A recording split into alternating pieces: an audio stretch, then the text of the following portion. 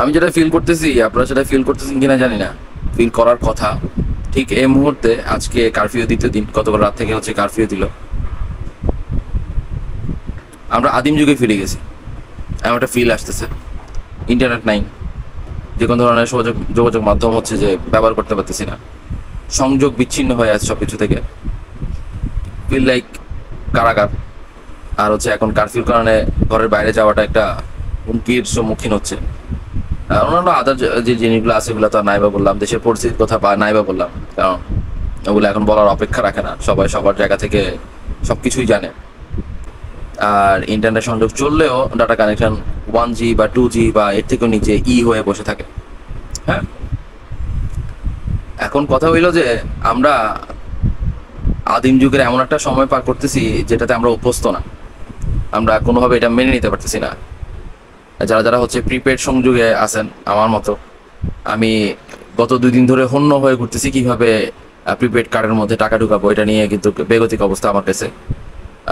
যখন অ্যাপস বন্ধ করে দিছে, মানে ইন্টারনেট না জানলে তো আর অ্যাপ চলবে না। আমি অনেক দোকানে গেছি, তারা তো হইলই না। তারা পরে জানতে পারলাম যে এটা কারো ক্ষেত্রেই সম্ভব হচ্ছে না। পরে যখন আমি আবার বিকাশ অ্যাপসের মধ্যে ঢুকলাম, সরি বিকাশ ম্যানুয়ালের মধ্যে ঢুকলাম, ম্যানুয়ালের মধ্যে হচ্ছে *247 দিলে সব কিছু আসে। রাত্রে আসতেছিল, 1 নম্বরে থাকতো হচ্ছে electricity. Sorry for bad sound, আশেপাশে হচ্ছে বাড়িঘরের মধ্যে প্রচুর কাজ চলতেছে। আমি অবাক হয়ে গেলাম যে প্রথম আসতো, বাট সেকেন্ডের মধ্যে ইলেকট্রিসিটি 1 নম্বর থেকে গায়েব হয়ে গেছে। মানে এটা নাই, ওই অ্যাপসের মধ্যে বলেন, ম্যানুয়ালি বলেন, মোবাইলের মধ্যেই নাই। তো পরে আমি নগদের মধ্যে গেলাম, নগদের মধ্যে কাজ করতেছিল না, মানে একটা বেগতিক অবস্থার মধ্যে পড়লাম। পরে অনেক কষ্টে নগদ থেকে একটা বিল পে করার ওই উপায়টা আমার হইলো, ওকে ফাইন। কিন্তু আমি বিকাশের মধ্যে একটু অবাক হইলাম যে মানুষ কতটুকু মানে জরাজীর্ণ অবস্থায় থাকলে এই জিনিসটা হতে পারে। আমি আপনাদেরকে একটু দেখাই, বিকাশ অ্যাপস কিন্তু এখনো বা হচ্ছে ম্যানুয়ালি ইউজ করা যাচ্ছে না। এটা হচ্ছে বিকাশের 247 দিয়ে যেটা ম্যানুয়ালি চেক করা হয়। এটা যদি এখন আমি দিই, এখনো পর্যন্ত স্টিল নাও টিভিতে বলতেছে যে হ্যাঁ হচ্ছে, বাট এখনো পর্যন্ত আমি জিনিসটা পাচ্ছি না। এখন বাজে হচ্ছে কারফিউ, দেখছেন, service is not available at this moment, please try again letter. আমি কালকে রাত থেকেই চেষ্টা করতেছি, বাট এটার এই লেটারটা কবে লেটার হবে আমি বুঝতে পারতেছি না। তো টিভিতে বলতেছে যে আপনারা এই সংযোগ থেকে আপনি পারবেন, মানে *247 দিয়ে পারবেন। আর না হয়তেই, যেটা আমি জানি না এই ভিডিওটা আমি কবে আপলোড করতে পারবো, কবে নেট আসবে, কবে ওয়াইফাই চলবে, কবে আমি এটা আপনাদেরকে দেখাইতে পারবো। আমি এর আগে একটা ভিডিও মেক করছিলাম, বাট নেটের জন্য আপলোড দিতে পারি নাই। আর হচ্ছে যে এখন যারা যারা হচ্ছে পে বিল করতে যাচ্ছেন বা যে কোনো বিল, তাহলে সরাসরি অফিসে যাবেন, অফিসে যাওয়ার পরে হচ্ছে এই সংযোগটা আপনার রিচার্জের জন্য অ্যাপ্রুভাল হবে।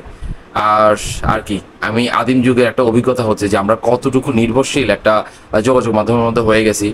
কিছু করতে পারতেছি না, কিছু বলতে পারতেছি না, সামাজিক যোগাযোগ মাধ্যমে কিছু দেখতে পারতেছি না, ইউটিউব দেখতে পারতেছি না, টুইটারে যেতে পারতেছি না, মানে এভরিথিং। আমরা এমন একটা সময় পার করতেছি যে আমাদের বাপ চাচারা, দাদা দাদিরা যেভাবে একটা মানে পালন করছে না, ওই জিনিসটা মনে হয় যে ফিল করতেছি যে তারা নেট কানেকশন ছাড়া কীভাবে ছিল, সব যখন ছিল না তখন তারা কীভাবে সময়গুলো পার করতেছে, এমন একটা অবস্থা। আমি আমার কথা বলতেছি, আর আমার টাইপের থেকে আর যারা মোবাইল এডিক্টেড বা হচ্ছে নেটফ্লিক্স এডিক্টেড, তারা কীভাবে দিন পার করতেছে আল্লাহ জানে।